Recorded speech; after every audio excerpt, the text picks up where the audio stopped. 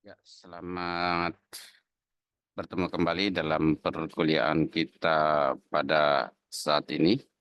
Kita akan melanjutkan perkuliahan kita. Saat ini kita masuk dalam materi tentang manusia.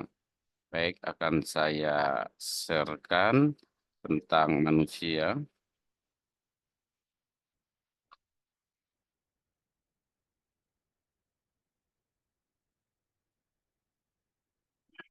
Ya, manusia.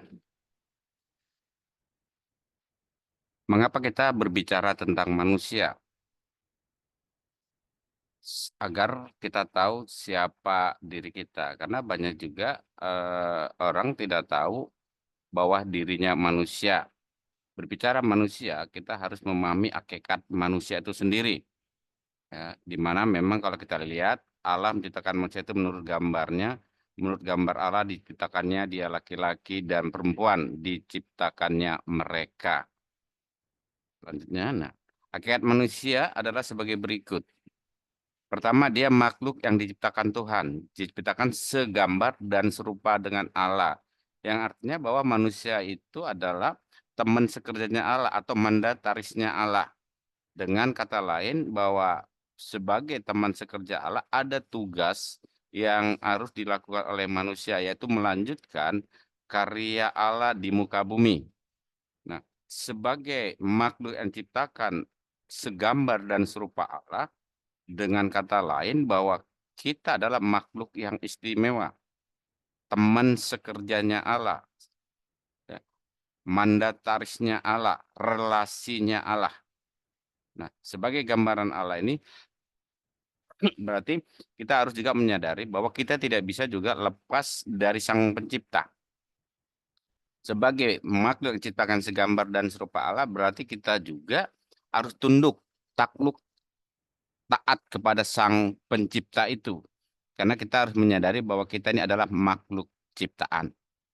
Selanjutnya, hakikat manusia itu adalah makhluk sosial. Makhluk yang memang tidak bisa lepas dari orang lain. Di dalam gereja, tugas panggilan gereja berarti masuk dalam koinonia. Yang artinya tidak boleh egois. Kita harus tetap menghargai, menghormati, ya, menerima keberadaan orang lain. Makhluk sosial, makhluk yang tidak bisa lepas dari kehidupan manusia itu sendiri. Yang artinya tetap kita harus membantu, menolong, dan juga kita butuh pertolongan orang lain. Selanjutnya adalah makhluk etis. Makhluk yang dapat membedakan mana yang benar dan yang salah. Makhluk etis tahu bahwa apa yang dilakukan ini baik atau tidak baik, pantas atau tidak pantas. Kembali kepada etika atau moralitas yang kita sudah pelajari tentang moralitas, makhluk etis. Jadi, kenapa kita mempelajari manusia? Supaya kita tahu hakikat kita, siapa kita. Ya, sebagai yang pertama itu harusnya menyadari bahwa kita ini makhluk ciptaan. Diciptakan segambar dan serupa Allah, yang artinya kita adalah mandatarisnya Allah. Kemudian kita adalah makhluk sosial, makhluk yang memang tidak bisa hidup sendiri, makhluk yang masih selalu membutuhkan orang lain. Selanjutnya adalah makhluk etis, makhluk yang bisa membedakan mana yang benar dan yang salah. Sehingga tindakan-tindakan kita haruslah sesuai dengan norma-norma yang berlaku atau sesuai dengan firman Tuhan di dalam iman kekristenan. Baru kemudian makhluk berbudaya dan rasional, yang artinya kita ini adalah makhluk yang berkarya, tidak diam saja, makhluk yang bisa menciptakan.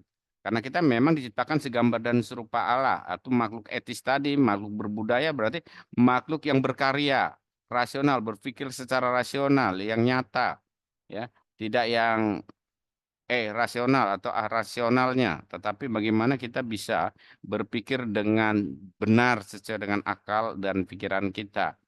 Baru kemudian adalah makhluk pendosa. Nah, ini yang sering banyak manusia tidak menyadari bahwa dirinya adalah makhluk pendosa, makhluk yang tidak bisa untuk tidak berbuat dosa, yang kecenderungannya selalu berbuat salah, selalu ingin memberontak. Nah, apa konsekuensinya kalau kita menyadari bahwa kita adalah makhluk pendosa? Berarti kita harus selalu dekat kepada Allah, dekat kepada Sang Pencipta itu. Ya, tidak bisa kita lepas dari Sang Pencipta karena dalam diri kita, kita ini adalah makhluk pendosa, makhluk yang selalu memberontak. Ya. Kemudian kita adalah makhluk yang mempunyai restorasi atau hubungan dengan Allah dan manusia. Ada berpotensi untuk memperbaiki hubungan dengan Allah dan sesama, yang artinya kita itu nggak bisa selalu eh, pendendam. Ya, kita nggak bisa selalu hanya mendendam kepada orang, dan kita harus menyadari tadi makhluk pendosa juga bahwa manusia itu pasti punya kesalahan. Tidak ada manusia yang sempurna, tidak ada manusia yang murni tanpa ada kesalahan. Sehingga kita juga menyadari, sehingga kita juga cepat untuk mengampuni orang. Apalagi kita mempunyai makhluk restorasi yang punya hubungan, yang mampu untuk memperbaiki hubungan baik kepada Allah maupun kepada manusia, sehingga kita harus bisa lu memaafkan kesalahan orang lain, tidak mendendam. Karena kita sadar kita juga pernah salah, otomatis orang lain juga pernah berbuat salah. Ya. Kemudian kita sebagai makhluk pendosa tadi, bahwa kita juga harus menyadari apa itu dosa. Dosa adalah ketidaktaatan manusia dengan Allah, yang artinya hubungan kita dengan Allah itu terputus karena adanya pemberontakan dan pelanggaran. Jadi dosa adalah pemberontakan atau pelanggaran. Apa itu dosa? Di dalam perjanjian lama disebut kekatan, dalam perjanjian baru disebut hamartia, yang artinya seringkali tidak tepat sasaran. Manusia berdosa sejak manusia memberontak pada Tuhan. Jadi disebut dengan dosa adalah di mana manusia itu memberontak, tidak taat akan perintah Tuhan. Apa saja akibat dari dosa? Ya, di sini jelaskan akibat dosa hubungan antara manusia dengan Tuhan terputus. Sehingga kita tidak bisa langsung bertemu dengan Tuhan. Kita tidak bisa mengenal Allah itu sesungguhnya. Kecuali kita mengenal atau menerima Yesus sebagai Tuhan dan Juru Selamat manusia. Kemudian hubungan dengan sesama akan rusak. Saling menyalahkan. Ada konflik antara kita dengan sesama kita. Baru hubungan dengan diri sendiri. Konflik batin. Ya, menipu diri sendiri, merasa bisa, ada rasa malu. Jadi dengan hubungan diri sendiri akibat dosa adalah di mana ada konflik batin. Atau kita juga sering menipu diri sendiri, merasa bisa padahal nggak bisa. Itu 1 Korintus 4 ayat 3. Kemudian ada rasa malu, Kejadian 3 ayat 7. Akibat dosa, hubungan dengan alam juga rusak. Jadi inilah hakikat manusia yang harus kita sadari bahwa kita ini tidak bisa juga lepas dari Sang Pencipta. Kita diciptakan segambar dan serupa Allah. Untuk yang ini saya tutup dulu, share nanti kita lanjutkan dengan lanjut materinya kita lanjutkan.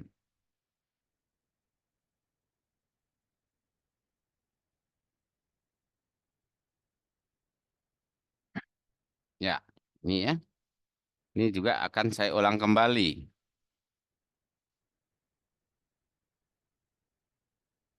Ya nih, manusia menurut iman kekristenan.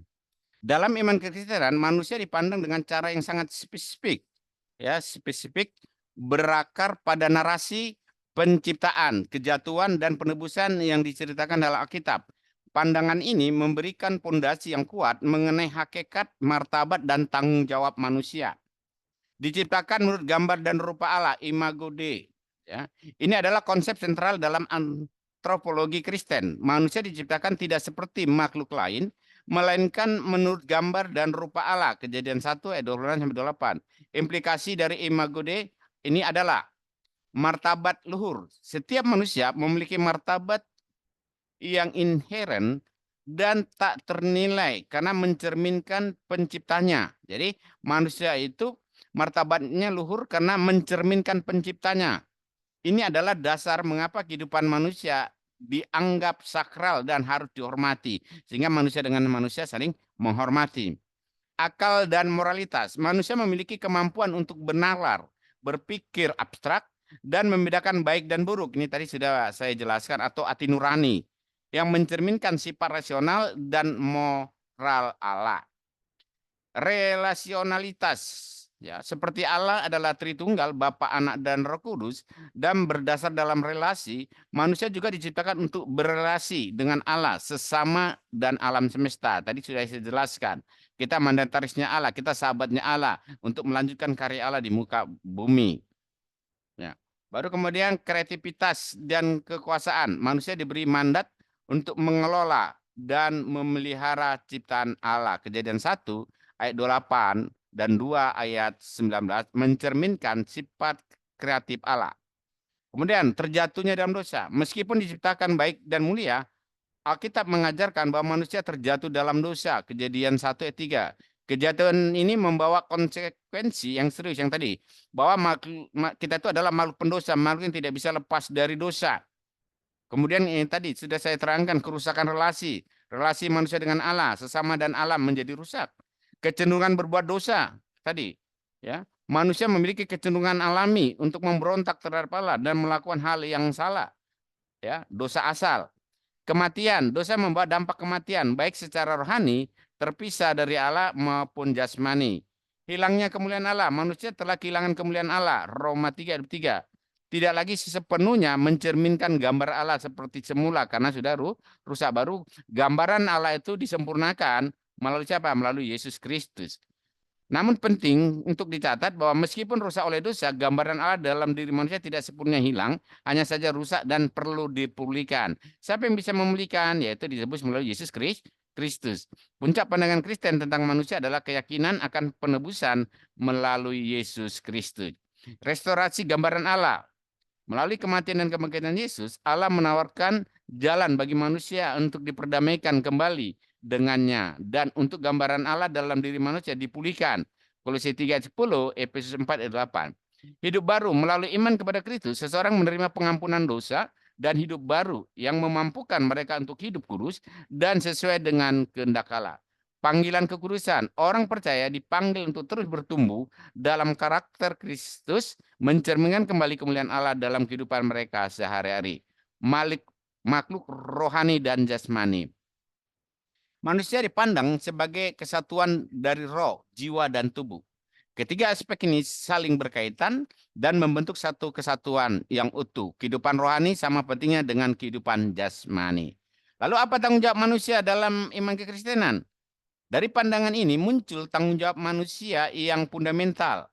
Yang pertama, mengasihi Allah dengan segenap hati, jiwa, akal, budi, dan kekuatan. Mengasihi sesama seperti dirinya sendiri karena setiap orang adalah pembawa gambaran Allah. Mengelola ciptaannya menjadi penjaga yang baik atas bumi dan segala isinya. Hidup kudus, berusaha hidup sesuai dengan kehendak Allah dan menjauhi dosa. Menyebarkan kabar baik, membagikan pesan penebusan Kristus kepada orang lain.